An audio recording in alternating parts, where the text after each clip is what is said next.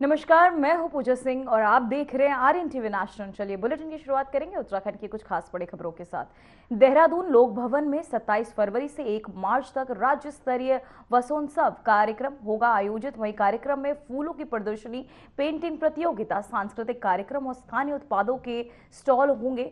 वहीं मुख्य आकर्षण इस दौरान प्रगतिशील किसानों, महिला, युवा स्टार्टअप को राज्यपाल विशेष पुरस्कार भी दिया जाएगा, जहां प्रदर्शनी में 15 श्रेणियों में प्रतियोगिताएं आयोजित की जाएगी, जिनमें कुल 165 पुरस्कार दिए जाएंगे। वहीं सांस्कृतिक कार्यक्रम और पुष्प प्रदर्शनी मुख्य आकर्षण का केंद्र बनेंगे। उत्तराखंड के राज्यपाल लेफ्टिनेंट जनरल गुरमीत सिंह ने क्या कुछ कहा, चलिए आपको सुनाते हैं। ये जो आयोजन है ये पुष्प पर्यटन, फ्लोरिकल्चर टूरिज्म को बढ़ावा तो देता है, इसके अलावा ये स्थानीय पर्यटन टूरिज्म को और टूरिज्म में जो OUR है हम सबको बांधता है, होटल बिजनेस को, ट्रांसपोर्टेशन को और अन्य सेवाओं के क्षेत्र में भी एक नए अवसर को विकसित करता है। ये जो लोक भवन के प्रांगण के अंदर में जो वसंत उत्सव हम देख रहे हैं कि कई वर्षों से देहरादून की सांस्कृतिक, आर्थिक और पर्यावरणीय पहचान का एक अभिन्न अंग बन गया है। Everybody looks forward to it कि कब होगा, कब हम प्रकृति के उस संदेश को महसूस करेंगे। सच कहूं तो ये केवल उत्सव नहीं है, बल्कि ये प्राकृतिक परंपरा और प्रगति के संगम का एक जीवंत प्रतीक है, द लिविंग एग्जाम्पल। आमजन, पर्यटक और प्राकृतिक प्रेमियों के लिए ये एक विशेष आकर्षण है और ये सचमुच उसी विशेष आकर्षण का एक केंद्र बन जाता है। हर वर्ष लोग इसका बेसब्री से इंतजार करते हैं। पिछले साल जो हुआ था उसकी यादें अभी दिमाग से गई नहीं है। किस प्रकार हरेक जो यहाँ पे आया उन्होंने अपनी सेल्फी, फोटोग्राफ और जिस प्रकार से उन्होंने फीडबैक दिया, अपने आप से बहुत एक इंस्पिरेशन था, एक मोटिवेशन था। इस वर्ष का वसंत उत्सव 27, 28 फरवरी और 1 मार्च 2026 में आयोजित किया जा रहा है। 27 फरवरी को प्रातः 11 बजे उद्घाटन के उपरांत दोपहर 1 बजे से शाम के 6 बजे तक और 28 और फरवरी और 1 मार्च को प्रातः 9 बजे से शाम के 6 बजे तक प्रदर्शनी और अन्य गतिविधियां दर्शकों के लिए निःशुल्क खुली रहेंगी। मुझे बहुत खुशी है कि इस वर्ष वसंत उत्सव के स्पेशल पोस्टर कवर वो आपसे ही कनेक्ट करता है। भोजपत्र, जिसको टेक्निकली हम बेतुला यूटिलिस्ट कहते हैं, और ये कम्युनिकेशन का सबसे बड़ा साधन रहा है प्राचीन काल से। इसका चयन है। तो वहीं उत्तराखंड की सरकार आज बजट पर चर्चा शुरू करेगी। इस अवसर पर मुख्यमंत्री धामी पौड़ी के रासी मैदान में आयोजित कार्यक्रम में कई स्टेक होल्डर्स भी शामिल होंगे। सरकार आम जनता से भी बजट के लिए सुझाव ले रही है ताकि बजट जनता की आवश्यकताओं के अनुरूप तैयार हो। लोग व्हाट्सएप, ईमेल और अन्य माध्यमों से अपने सुझाव भेज रहे हैं। प्राप्त सुझावों को संकलित कर बजट में शामिल किया जा रहा है। वहीं उत्तराखंड का बजट सत्र 9 से 13 मार्च तक भरारी सैन, गैरसैन में आयोजित किया जाएगा। इससे पहले सरकार बजट का ड्राफ्ट तैयार कर रही है। विधानसभा सचिवालय में इस संबंध में अधिसूचना जारी की गई है।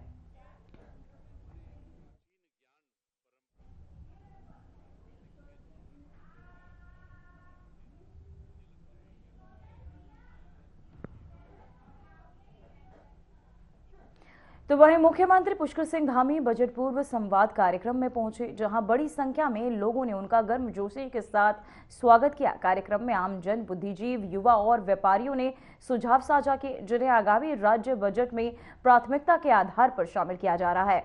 सीएम धामी ने बताया कि उनके नेतृत्व में बजट निर्माण प्रक्रिया पारदर्शी और जनता केंद्रित बनाई जा रही है ताकि जनता की अपेक्षाओं के अनुरूप बजट तैयार हो सके।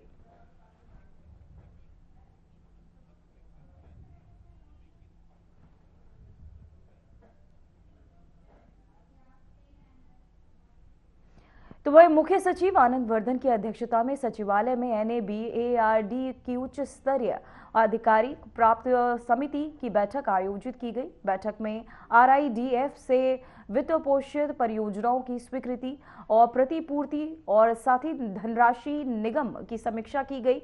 वहीं आपको बताते चले, मुख्य सचिव ने लंबित एवं प्रारंभ परियोजनाओं को शीघ्र प्रारंभ करने और निर्धारित समय सीमा में पूरा करने के निर्देश दिए।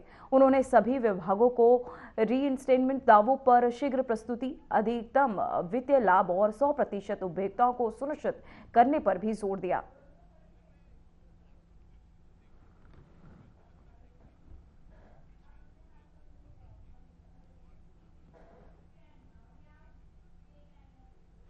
तो वहीं कैबिनेट मंत्री रेखा आर्या ने डालनवाला स्थित प्रेम धाम और अंबीवाला में मां गौरी ओल्ड एज होम में वृद्धाओं से मुलाकात की। उन्होंने महिलाओं की समस्याओं और जरूरतों को समझा और संबंधित विभागीय अधिकारियों को चिकित्सा सुविधा व सहयोग सुनिश्चित करने के निर्देश दिए। मंत्री रेखा आर्या ने कहा कि वृद्धाओं के साथ भावनात्मक समय बिताना मेरे लिए अनूठा अनुभव रहा। कुछ महिलाओं ने ग्राम पंचायत स्तर पर ओल्ड एज होम बनाने का सुझाव दिया, जिसे अधिकारियों द्वारा व्यवहारिक कार्य योजना में शामिल करने के निर्देश दिए गए।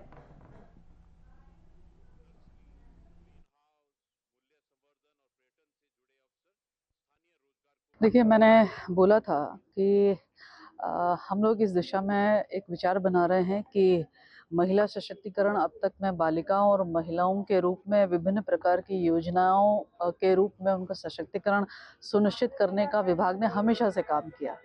लेकिन जो 60 वर्ष से ऊपर वाली महिलाएं हैं, उनके जीवन में पति के साथ या पति के विहीन क्या उनकी लाइफ है, और वो जो अकेले घरों में रह रही हैं या संस्थाओं में रह रही हैं, सरकार उनके लिए किस तरह से एक सपोर्टिव सिस्टम डेवलप कर सकती है, उस विचार को किस प्रकार से शासनादेशों में लेकर आ सकते हैं। तो उसके लिए इन वृद्ध महिलाओं से बात करते हुए उनके अनुभवों को साझा करने का, उनके अनुभवों से जानने का और कल को भविष्य में किसी योजना में रूपांतरित करने का एक प्रयास जो है, आज उसकी शुरुआत हुई है।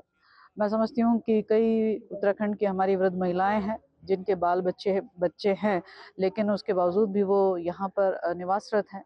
कई ऐसी हैं जिनकी कोई नहीं है, वो भी यहाँ पर निवासरत हैं। तो उनकी भावनाएं जानते हुए ये महसूस होता है कि कहीं ना कहीं फाइनेंशियल पार्ट एक बहुत बड़ा अहम रोल निभाता है। ये भी महसूस होता है कि कहीं ना कहीं उनको आज किसी न किसी अपने स्वास्थ्य परीक्षण के लिए अटेंडेंट की या केयर टेकर की उसकी आवश्यकता है। ये महसूस होता है कि आज उनके छोटा सा एक मोबाइल का खर्चा भी उन पर कितना भारी पड़ता है, इसका भी रियलाइजेशन होता है। ये भी महसूस होता है कि वो ये चाहते हैं कि समाज के बीच में से कोई ना कोई उनके बीच में आता रहे, ताकि वो उन्हें लगे कि वे समाज के मुख्य धारा से जुड़े हुए हैं। उन्हें लगता है कि कोई ना कोई ऐसे आए जो हमसे पूछे कि हम लोग कैसे रह रहे हैं या कैसे जी रहे हैं। वो भावनात्मक जुड़ाव वो महसूस करती हैं। तो ये सब जानते हुए मैं समझती हूँ कि निश्चित रूप से इन अनुभवों को इनके माध्यम से सुनते हुए भविष्य में महिला सशक्तिकरण विभाग इस कोशिश में है कि इनको स्वास्थ्य सुरक्षा से लेकर इनके फाइनेंशियल सुरक्षा से लेकर, हालांकि सभी लोग समाज कल्याण से पेंशन को प्राप्त कर रहे हैं, लेकिन उसके बावजूद भी कई सारे ऐसे खर्चे हो जाते हैं जिनके कारण से उन्हें किसी न किसी पर निर्भर रहते हैं। तो ये सब देखते हुए कोशिश यही रहेगी कि इन वृद्ध महिलाओं को जो उत्तराखंड की है, उनको हम कैसे हर प्रकार से इमोशनली भी हम उनको साउंड कर पाए, फाइनेंशियली भी हम उनको साउंड कर पाए। एक सपोर्टिव सिस्टम जो है उत्तराखंड का हर एक नागरिक इनके पीछे खड़ा हो, ये एहसास दिलाने की कोशिश रहेगी।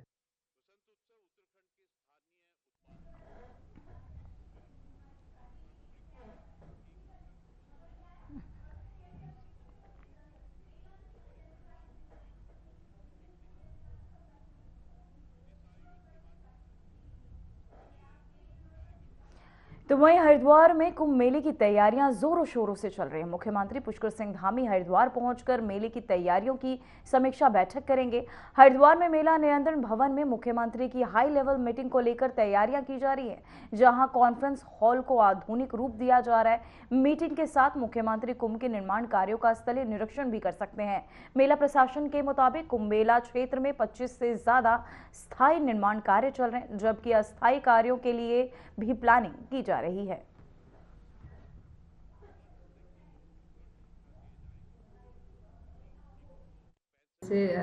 सैटरडे को तो माननीय मुख्यमंत्री जी द्वारा इस बैठक भी ली जा रही है कुंभ की।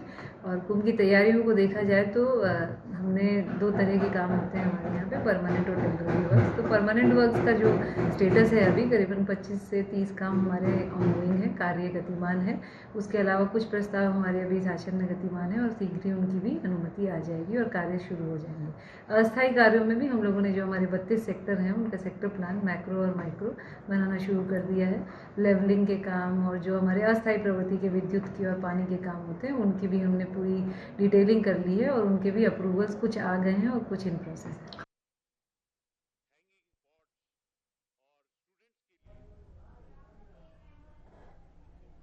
तो वहीं राजधानी देहरादून में ट्रैफिक हालात चिंताजनक होते जा रहे हैं। 10 से 15 किलोमीटर के सफर में 1 घंटे से अधिक समय लग रहा है। उत्तराखंड प्रदेश कांग्रेस अध्यक्ष गणेश गोदियाल ने कहा कि यातायात पुलिस और प्रशासन को ट्रैफिक सुधार का ध्यान देना चाहिए। उन्होंने ये भी आरोप लगाया कि नगर आयुक्त अपना काम करने के बजाय बेफजूल के कार्यों में व्यस्त है। गणेश गोदियाल ने कहा कि सड़कों पर खाई होने और स्मार्ट सिटी बनने के बावजूद ट्रैफिक सुधार में विफलता गंभीर समस्या बन गई है।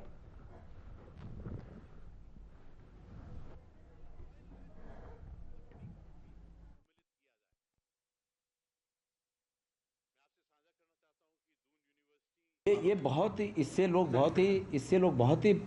बहुत ही तकलीफ में है। जो ट्रैफिक की व्यवस्था है इससे बहुत तकलीफ में है लोग। मतलब ये लगाइए कि 10, 12, 15 किलोमीटर के सफ़र के लिए करीब 1 घंटे का समय लग जा रहा है। तो आम आदमी इससे बहुत ज़्यादा व्यथित है।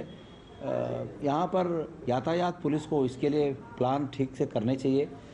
मैं तो ये देख रहा हूँ स्मार्ट सिटी कहा गया, हज़ारों करोड़ रुपए ख़त्म हो गए। अभी कैनाल रोड से आते हुए देख रहा था, फिर उसको साइड में खोद दिया गया है। भाई क्या कर रहे हैं लोग, समझ में नहीं आता है। और जो खोद दिया उसकी वजह से वहाँ ट्रैफिक जाम हो रहा है। हर जगह पर यही हाल है, कुछ ना कुछ कहीं ना कहीं कोई ना कोई अड़चन पैदा कर रखी है। तो यहाँ का जिला प्रशासन, यहाँ का जो नगर आयुक्त है, अब नगर आयुक्त मतलब वो कहते हैं ना कि वो तो गजबी पर्सनैलिटी के लगे मुझे कि भाई कांग्रेस का कार्यक्रम हो रहा है और रात 12 बजे से हमारे पोस्टर उतारने में लग गया है पहले ही। तो मतलब जो काम करना है वो नहीं है, उस पर ध्यान नहीं है। जो काम है उस पर ध्यान नहीं है, बस राजनीतिक कामों पर ध्यान है कि बीजेपी को कैसे सेव किया जाए, कांग्रेस को कैसे हर्ट किया जाए। तो इस तरह की मंशा रहेगी अधिकारियों की।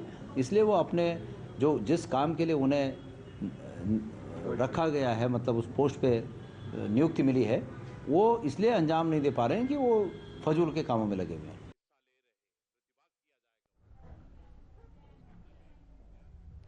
तो वहीं राजधानी देहरादून में national handicap finance and development corporation के तत्वाधान में दिव्य कला मेला आयोजित किया जा रहा है। ये मेला 21 फरवरी से 1 मार्च 2026 तक रेंजर ग्राउंड में चलेगा। प्रदेश में पहली बार राष्ट्रीय स्तर पर आयोजित होने वाले मेले में 13 जनपदों के दिव्यांगजन और अन्य राज्यों के कलाकार अपने उत्पाद और कौशल प्रदर्शित करेंगे। मेले में सांस्कृतिक कार्यक्रमों के साथ साथ छात्रों को दिव्यांगजनों के कौशल और उत्पादों का अनुभव लेने का अवसर भी मिलेगा।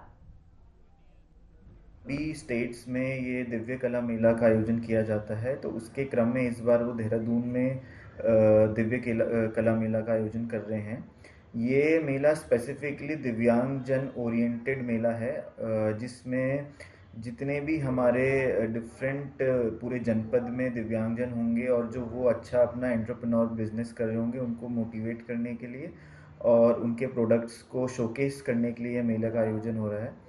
इसके अलावा इसमें डिफरेंट स्टेट से भी बहुत सारे हमारे जो NGOs हैं, चाहे और जो दिव्यांगजन जो बड़े बड़े अपने एंटरप्रेन्योर्स और अपने कंपनीज या अपने कोई चीज़ें रन कर रहे हैं, तो उनको भी यहाँ पे बुलाया जा रहा है। उनके भी यहाँ पे प्रोडक्ट शोकेस होंगे और जो हमारे देहरादून और आसपास के जो लोग हैं वो उसमें पार्टिसिपेट करके उनके प्रोडक्ट्स को और वाइडर उनको पर्सपेक्टिव मिलेगा और उनको अच्छी सेल भी होगी। इसके साथ साथ इसमें जो दिव्यांगजन के जो अधिकार हैं और उनसे जो रिलेटेड चीज़ें हैं उनको भी हम अवेयरनेस के रूप में देख रहे हैं। तो इसमें हमारे जो डिफरेंट स्कूल के बच्चे हैं, जो डिफरेंट कॉलेजेस के बच्चे हैं, उनके भी हमने एक्सपोजर विजिट्स यहाँ पे प्लान करी हैं ताकि उनको भी एक एक्सपोजर मिले इनके मतलब इनके प्रोडक्ट्स के बारे में और अवेयरनेस जो दिव्यांगजन के राइट्स हैं और उनसे रिलेटेड कैसे सेंसिटाइज होना है उसके बारे में सारी चीज़ें मिलेंगी। Thank you.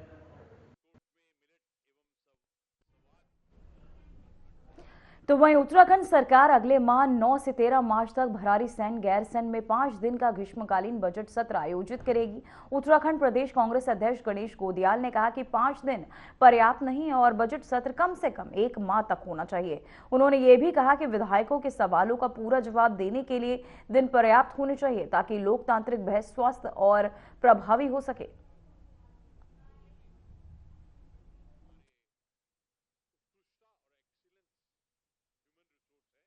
बजट के बारे में हमारा ये कहना है कि ठीक है, अच्छी बात है कि बजट सत्र आहूत किया गया है और इसको गैरसैंण में आयोजित किया जा रहा है, लेकिन 5 दिन का बजट सत्र सफिशिएंट नहीं है। बजट सत्र को कम से कम 1 महीने तक चलना चाहिए। 70 विधानसभाओं के 70 माननीय विधायकगण अपनी 5-5, 10-10 समस्याओं को लेकर, प्रश्नों को लेकर विधानसभा आते हैं और उन्हें उनका उचित जवाब सरकार से अगर नहीं मिल पाएगा तो अपने क्षेत्र में जाकर वो क्या कहेंगे? सरकार घिसा पिटा जवाब दे देती है, लेकिन अगर दिन सफिशिएंट हो तो उसमें चर्चा के दौरान अनुपूरक प्रश्न पूछे जाते हैं और प्रश्न पूछने वाला व्यक्ति कुछ हद तक संतुष्ट होकर अपने क्षेत्र में जाकर लोगों को जानकारी दे सकता है। जब उस पर बात ही नहीं होगी तो विधायकगण क्या कहेंगे वहां जाकर? तो वहीं मुख्यमंत्री के दिशा निर्देश में चारधाम यात्रा 2026 को सरल, सुगम और सुरक्षित बनाने के लिए देहरादून जिला प्रशासन ने व्यापक तैयारियां शुरू कर दी है। जिलाधिकारी सवीन बंसल ने ऋषिपर्णा सभागार में सभी संबंधित विभागों के अधिकारियों के साथ बैठक कर व्यवस्थाओं की विस्तृत समीक्षा की। जिलाधिकारी ने कहा कि यात्रा केवल प्रशासनिक दायित्व नहीं बल्कि श्रद्धालुओं के प्रति सेवा का अवसर है। उन्होंने सभी विभागों को 15 अप्रैल तक समस्त तैयारियां सुनिश्चित करने और आवश्यक बजट की मांग करने के निर्देश भी दिए। तो वही मुख्य सचिव आनंद वर्धन की अध्यक्षता में सचिवालय में त्रिवेणी घाट, चंद्रभागा ब्रिज और आस्था पथ के निर्माण और सौंदर्यीकरण के संबंधित EFC समीक्षा बैठक आयोजित की गई। बैठक में परियोजनाओं की व्यवहार्यता, प्रासंगिकता और अनुपालन की समीक्षा की गई। मुख्य सचिव ने कार्यकारी संस्था सिंचाई विभाग को निर्देश दिए कि सभी अनुशंसाओं को कार्यान्वयन में अनिवार्य रूप से शामिल किया जाए। उन्होंने कहा कि सभी कार्य समयबद्ध, गुणवत्तापूर्ण और डुप्लीकेसी रहित हों। आगामी कुंभ मेले के लिए इन परियोजनाओं की कुल 168.12 करोड़ रुपए खर्च किए जाएंगे।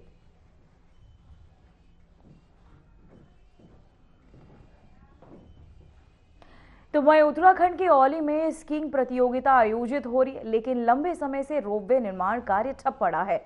बद्रीनाथ विधायक लखपत सिंह बुटौला ने कहा कि उन्होंने समय समय पर सरकार को जगाया और मंत्री सतपाल महाराज से भी मिलकर रोपवे निर्माण जल्द शुरू करने के निर्देश दिए।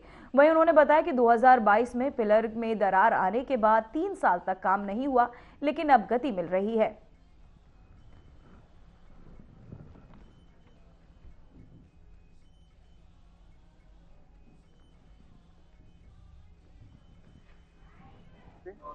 और मैं उनका धन्यवाद देना चाहता हूं कि उन्होंने पर्यटन सचिव को बुलाए वहीं पे और इसको लेके उन्होंने 5-6 चीजों को लेके बात की और जिसमें से एक आपने देखा कि औली में आजकल स्क्रीनिंग का काम हुआ है, तो उसके लिए भी धन्यवाद है कि वहाँ पे वो हुआ। लेकिन जो एक पिल्लर वहाँ पे हल्की सी दरार आ रखी है, उसको ये कहा गया उसको ठीक किया जाएगा, जल्दी ठीक है, बशर्ते बहुत लंबा समय हो गया।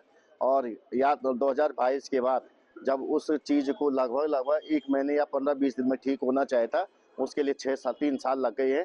देर तो हुई, लेकिन क्योंकि मैं लगातार उसके लिए संघर्ष कर रहा हूँ और सरकार और विशेषकर माननीय मुख्यमंत्री जी ने माननीय मंत्री जी ने, पर्यटन मंत्री जी ने उसमें संज्ञान लिया। और तो वहीं वरिष्ठ पुलिस अधीक्षक देहरादून ने पुलिस लाइन में परेड का निरीक्षण किया। उन्होंने शारीरिक और मानसिक मनोबल बनाए रखने के लिए कर्मचारियों को दौड़ लगवाकर प्रेरित किया। SSP ने क्वार्टर गार्ड और मेस में सफाई व्यवस्था में सुधार के निर्देश भी दिए।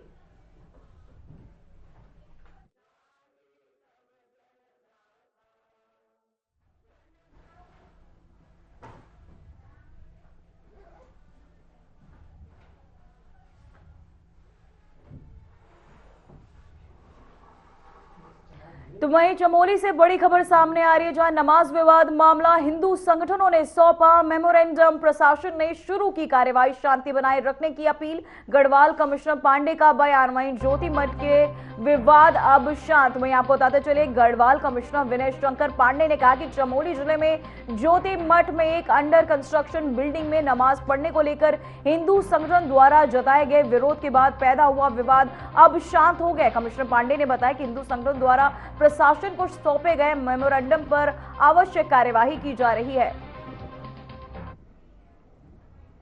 फिलहाल उत्तराखंड की खबरों में इतना ही। देखते रहिए आरएन टीवी नेशनल। मुझे दीजिए इजाजत। नमस्कार।